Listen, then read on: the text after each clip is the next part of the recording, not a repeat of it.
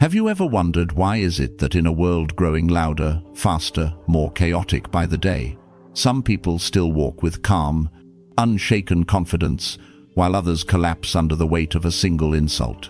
Why is it that some can face loss, betrayal, even illness, yet keep their peace, while we stumble at nothing more than a forgotten email? Today, too many seek peace in pills, in distractions, in endless indulgence.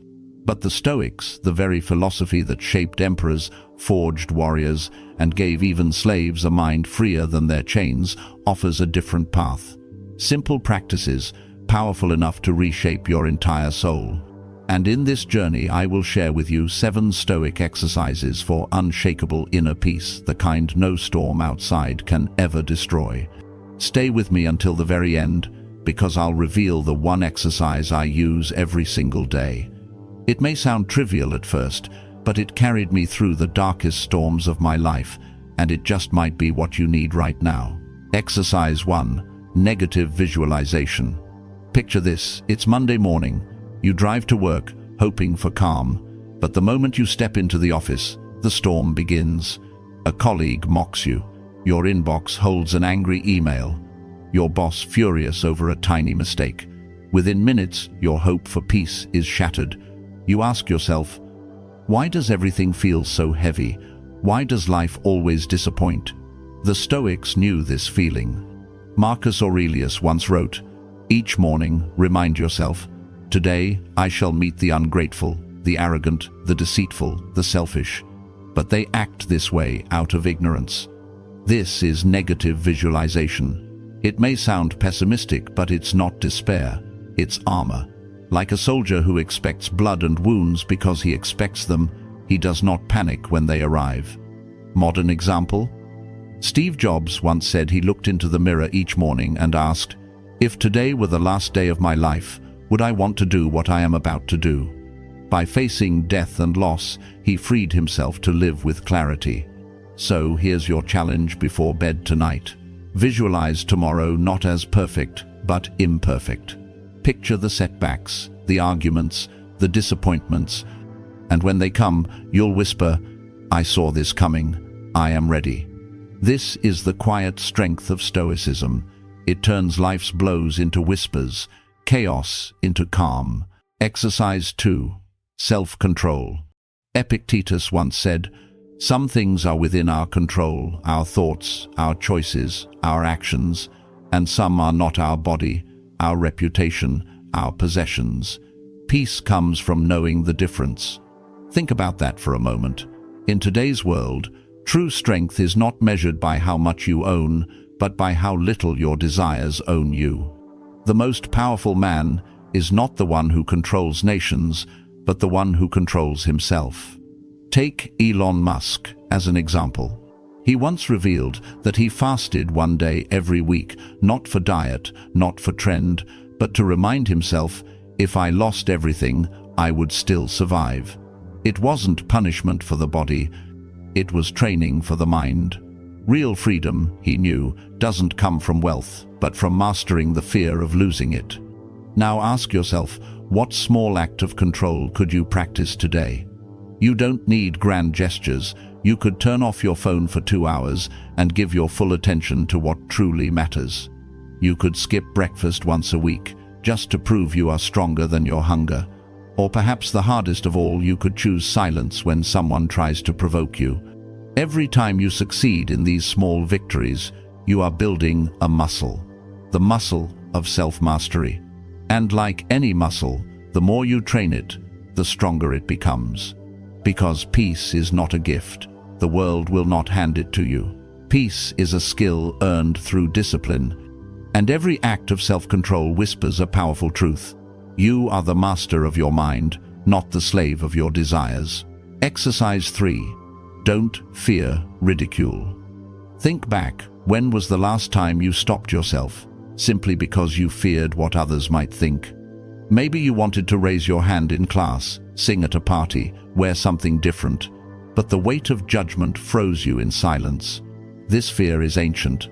Thousands of years ago, rejection meant danger.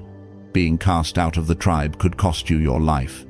And though the world has changed, the fear remains today. It no longer threatens survival, only embarrassment, yet it still rules us. The Stoics offered a cure. They practiced looking foolish on purpose, eating clumsily in public, wearing odd clothes, doing small acts that invited laughter. Why? To break free from the invisible chains of opinion, to prove that ridicule cannot harm you unless you hand it the power to do so.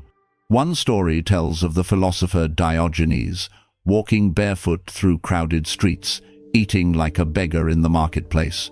People mocked him. He only laughed and said, "You are ashamed of me for living naturally, yet you are not ashamed of living falsely." His freedom was not found in wealth or status, but in indifference to judgment. Now, imagine your own life, free of this fear. How many dreams would you chase if laughter no longer stopped you? How many truths would you speak if opinions no longer bound you? How many invisible chains would break the moment you stopped asking for permission to be yourself? You don't need to go barefoot in the streets to practice this.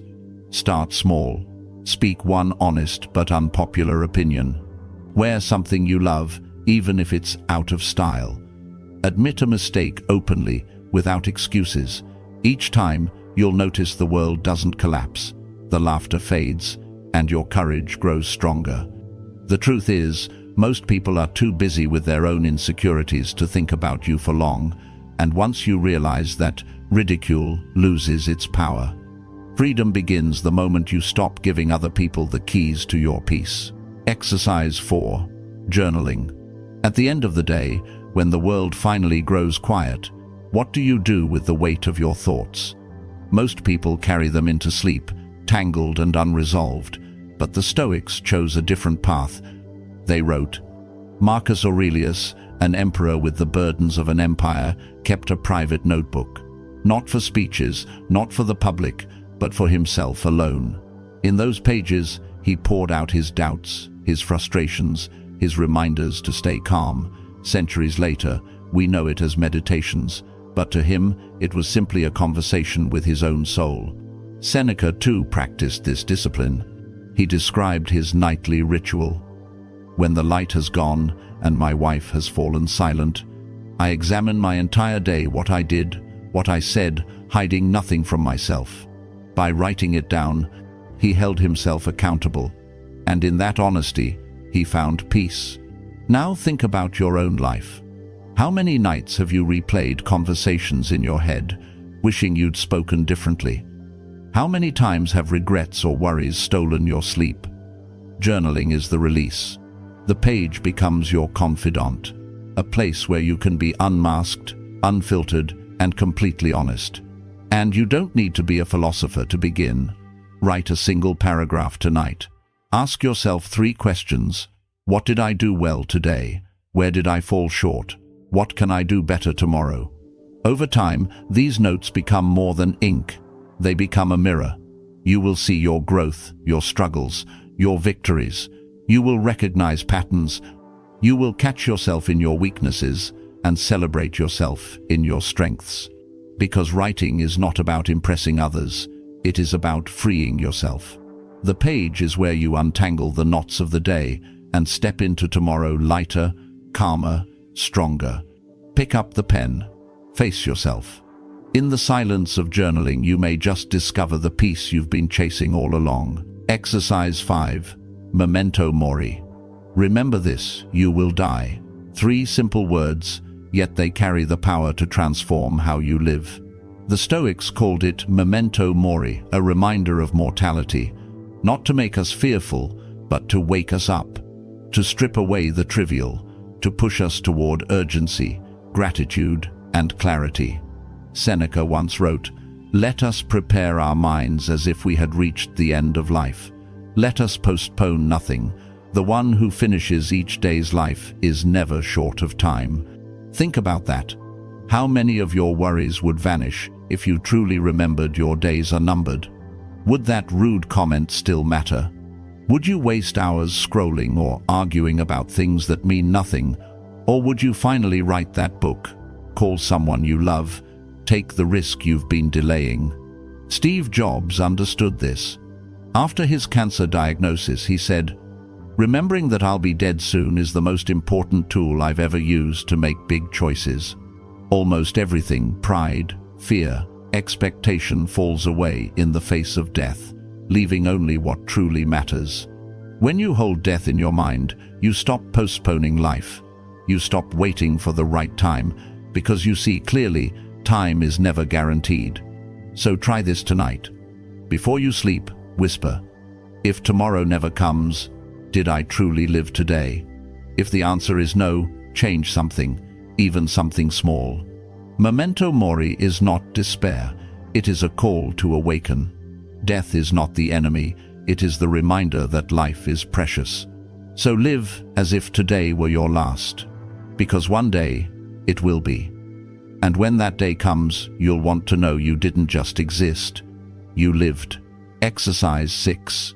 View from above. Close your eyes and rise above. Imagine yourself lifting higher and higher, first above your home, then your city, then your country. Soon, the earth itself rests beneath you, spinning silently in the vastness of space. From this view, how small do your daily frustrations appear? The traffic jam, the rude co-worker, the neighbor who annoys you, all of it shrinks into almost nothing. From above, these dramas disappear, and if they vanish from the perspective of the cosmos, why should they dominate your peace here on the ground? The Stoics practiced this very exercise. Marcus Aurelius reminded himself that the earth is but a single point in the universe, and our lives nothing more than brief sparks in time. To him, the storms of daily life were like ripples on a vast ocean, fleeting, temporary, insignificant. Modern astronauts describe the same awakening. They call it the overview effect. Edgar Mitchell, who walked on the moon, said that from space, all boundaries vanish. No nations, no divisions. Just one fragile planet and one human family. Now imagine carrying that perspective into your daily life. Would you still rage at a stranger who cuts you off in traffic? Would gossip at the office still disturb you? Or would you smile knowing how laughably small these problems are when measured against eternity? Try this the next time frustration rises. Step back in your mind. Picture yourself, your city, your country, just a pale blue dot floating in the darkness, and whisper to yourself, "This too is small." Perspective is power. It frees you from being trapped in the trivial. It lifts you back to what truly matters. Because the truth is, we are all travelers passing through this tiny planet, and when you remember that, you stop letting small things steal your infinite peace. Exercise 7. Amor fati. The final practice, and perhaps the most difficult, is amor fati, the love of fate. Not just accepting what happens, but embracing it, loving it, even when it hurts. Most of us live in resistance. We cling to what we want, and we fight what we don't. We ask, why me? Why now? We demand that life bend to our plans, and when it doesn't, we suffer twice. Once from the event itself, and again from our refusal to accept it. But amor fati offers freedom. It whispers, whatever happens, let it become fuel. Whatever comes, let it shape you. History gives us powerful examples. When Thomas Edison's laboratory burned to the ground, years of work lost in a single night, he didn't collapse. He turned to his son and said, "Bring your mother. She will never see a fire like this again." Instead of despair, he chose wonder. Instead of bitterness, he built again. And within months, he created inventions that changed the world. This is amor fati, not denial, not blind optimism, but a decision to love every twist, every setback, every heartbreak as raw material for greatness. Imagine living this way. Rejection becomes redirection. Failure becomes training. Even loss becomes a teacher. Suddenly, nothing can break you because you welcome it all. Try this next time life disappoints you. Don't ask, why me? Instead, say, yes, this too belongs. And watch how quickly your burden transforms into strength. Amor fati does not mean giving up ambition. It means giving your very best and then embracing whatever outcome arrives, success or failure, joy or pain, you make peace with it. You even love it. Because in the end, the man who loves his fate cannot be defeated. He walks calmly through storms. He doesn't just endure life, he dances with it. Conclusion: you don't need pills to find peace, you need the discipline of your mind. You don't need the world to be calm, you need an inner fortress so strong, nothing can shake it. If one of these Stoic exercises spoke to you, practice it this week. Share your experience in the comments. Your journey may inspire someone else. And if you're ready to keep training your spirit with Stoic wisdom, subscribe and walk this path with us. This is only the beginning. Leave just 3 words below. I choose peace.